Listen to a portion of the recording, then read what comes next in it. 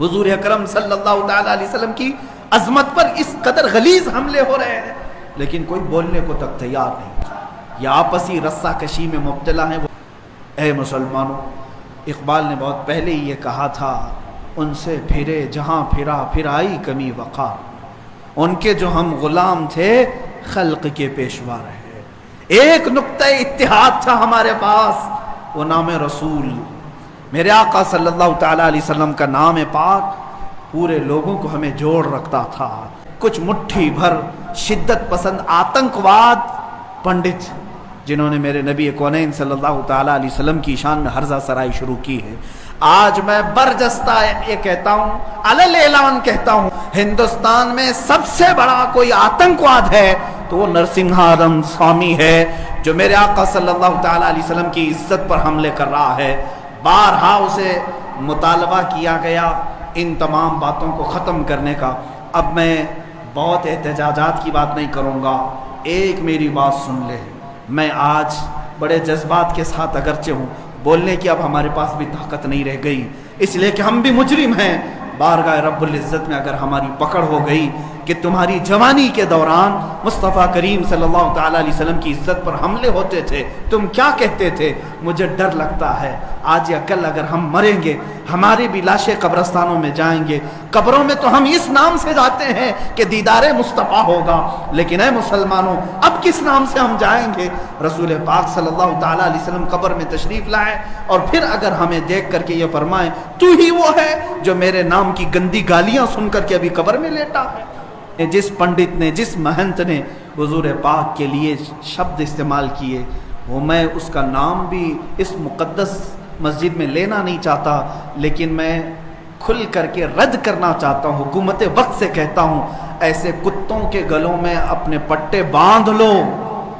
اور سنو، یہ کہتا ہے وہ پنڈت کہ میں بلیدان دینا چاہتا ہوں اور مجھے کوئی مسلمان آ کے مار دے، قتل کر دے، تاکہ ہندو سب سمجھ جائیں کہ مسلمان ہتھیارے ہوتے ہیں۔ سن وہ خبیث مردود، تیرے خون کی ہمارے نزدیک کوئی قدر و قیمت نہیں۔ جو لوگ یہ کہتے ہوں گے کہ اس کے سر کی اتنی قیمت، اتنی قیمت، میں کہتا ہوں 5 پیسے کی بھی قیمت نہیں۔ اس سے بڑے نمرودوں کو اللہ نے مچھر سے ہلاک کیا ہے۔ دیکھنا تم جن کیڑوں کے ذریعے سے مرو گے وہ پوری دنیا کے لیے عبرت کا نشان بنو گے۔ میں یہاں پر اپنے نوجوانوں سے نہیں کہہ رہا ہوں، اس غلیظ خون کو اللہ ہی کافی ہے، اس غلیظ خون کے لیے، انتقام کے لیے اللہ کافی ہے۔ اور یہ کہتا ہے بلیدان کی بات، تمہاری ماؤں نے اتنا جگر تمہارے اندر دیا ہی نہیں کہ تم مرنے کے لیے تیار ہو، بلاؤ۔ اور پھر ہم بتاتے ہیں عظمت رسالت پر کون قربانی دیتا ہے، میدان میں آنے کے بعد پتہ چلے گا۔ اگر کوئی اپنی گردن کٹا سکتا ہے تو صرف نام مصطفیٰ پر کٹایا جا سکتا ہے۔ حسن یوسف پہ کٹی مصر میں انگشت زنا، سر کٹاتے ہیں تیرے نام پہ مردان عرب۔ وہ صحابہ کٹاتے تھے اور بتاتے تھے۔ آج اگر وہ پنڈت وہاں بیٹھ کر کے کہتا ہے کہ میں بلیدان دینا چاہتا ہوں، تو اپنی کوٹھے میں بیٹھ کر بلیدان دے لے، تیرے اپنے گھر میں، لیکن میں جانتا ہوں کہ 1 لاکھ کیا، ابھی اگر میں ہندوستان کے نوجوانوں کو آزاد آواز دے دوں تو پوری دلی کی سرزمین بھر جائے گی انشاءاللہ العزیز۔ سارے نوجوانوں کے سر بھی وہاں پر لہرائیں گے۔ نوجوانوں، کیا تم میری اس بات پر لبیک کہتے ہو کہ کہ اگر حکومت وقت نے اس ملعون کو گرفتار نہیں کیا یا عظمت رسالت پر بھونکنے والوں کے گلے میں پٹا نہیں ڈالا تو ہندوستان کے ہر کونے سے مسلمان اپنے سر پر کفن باندھ کر دلی پہنچے۔ اے مسلمانوں، گھبرانا نہیں، سب سے پہلے اس فقیر کا سر جائے گا انشاءاللہ، سب سے پہلے ہماری گردن کٹے گی۔ وہ پنڈت اپنے بزدلوں کو جمع کرنے کی کوشش کر رہا ہے، اور ابھی میں نے دیکھا ایک ویڈیو نشر کر کے وہ کہتا ہے ہندو بھائیوں سے میں کہتا ہوں کہ تم اپنی قربانی کے لیے تیار ہو جاؤ۔ کیوں زہر پھیلا رہے ہو، کیوں زہر پھیلا رہے ہو ہندوستان میں؟ ہم نے کبھی لڑنے کا یا جہاد کا اعلان نہیں کیا، اب تک ہمارے کسی عالم نے اعلان نہیں کیا۔ امن کے ساتھ رہنے کی تلقین اسلام نے بھی دی ہے، حضور نے خود فرمایا ہے جنگ کی تمنا مت کرو، ہاں اگر ان کی طرف سے آ جائے تو پھر قدم بھی پیچھے مت لینا، پھر قدم پیچھے نہیں لینا۔ اے مسلمانوں، فخر کے ساتھ آنا، تمہارے ساتھ کوئی اہل سیاست نہیں آئے گا، تمہارے پیٹھ پیچھے رسول اللہ کی ذات ہوگی اور تمہارے سر پر اللہ رب العزت کی عنایت ہوگی۔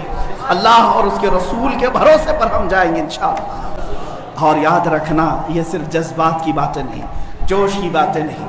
میں اپنا ایک پیغام ریکارڈ کرنا چاہتا ہوں، اگر اس ملعون اور اس خبیث نمرود کی اولاد تک میری یہ بات پہنچ سکتی ہے تو پہنچا دی جائے۔ تم نے بہت بھونک لیا اپنی مندر میں بیٹھ کر کے، تم پریس کلب آف انڈیا میں بیٹھ کر کے بہت بھونک لیے، کتے آپس میں اپنی گلی میں بہت بھونکتے ہیں۔ میرے اس میسج کو اس ملعون تک پہنچا دیں۔ اگر ذرا برابر بھی دم خم ہے تمہارے اندر، تمہاری ماں نے اگر دودھ پلایا ہے تم کو، تو اب میں مناظرے کا چیلنج نہیں دے رہا ہوں، ڈیبیٹ بھی نہیں کروں گا، بات چیت بھی نہیں کروں گا۔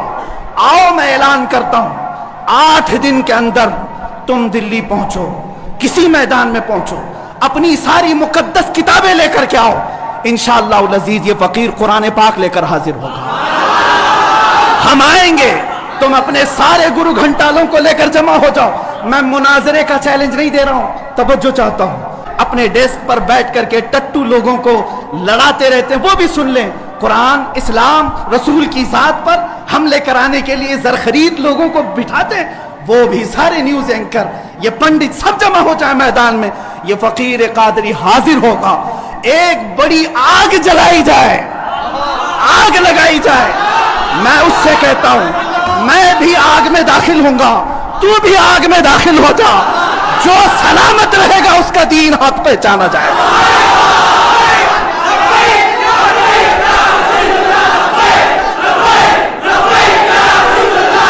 بہت ہو گئے پروٹیسٹ، بہت ہو گئے ان سے مطالبے کرنا کہ اس کو گرفتار کرو، اس کا سر چاہیے۔ آؤ آج آر پار کی بات کر لیتے ہیں۔ زمانہ گزر گیا، 800 سال ہو گئے، سرکار غریب نواز کو بھی یہی چیلنج کیا گیا تھا۔ معین الدین حسن چشتی نے ہند میں یہ بتایا تھا کہ جو نبی کا غلام ہوگا وہ آگ میں بھی کود جائے گا۔ انشاءاللہ العزیز میں گنہگار ضرور ہوں، میرے اخلاق برے ضرور ہیں، لیکن جب بات میرے مذہب کی آئے گی، قرآن کی آئے گی، نام مصطفیٰ کی آئے گی، میں برسر اعلان آج پھر کہتا ہوں، آؤ تم سارے پنڈت مل کر کے آؤ، آگ لگائی جائے، تم سب پوری دنیا کو دکھانا میں بھی آگ میں داخل ہوں گا، تم بھی آگ میں آ جانا، دیکھتے ہیں کس کے جسم کو آگ جلاتی ہے۔ اگر میں سلامت رہا تو میرے دین کی بات ہوگی، اور انشاءاللہ العزیز مجھے یقین کامل ہے کہ اگر آگ پر بھی کسی کا حکم ہوتا ہے تو صرف میرے رب ذوالجلال کا ہے، میرے رب ذوالجلال کا ہے۔ بس اسی بات پر میں اپنی گفتگو کو ختم کرتا ہوں۔ اب احتجاج نہیں، اب پروٹیسٹ نہیں، سیدھے آر پار کی بات، میری یہ بات پہنچا دی جائے۔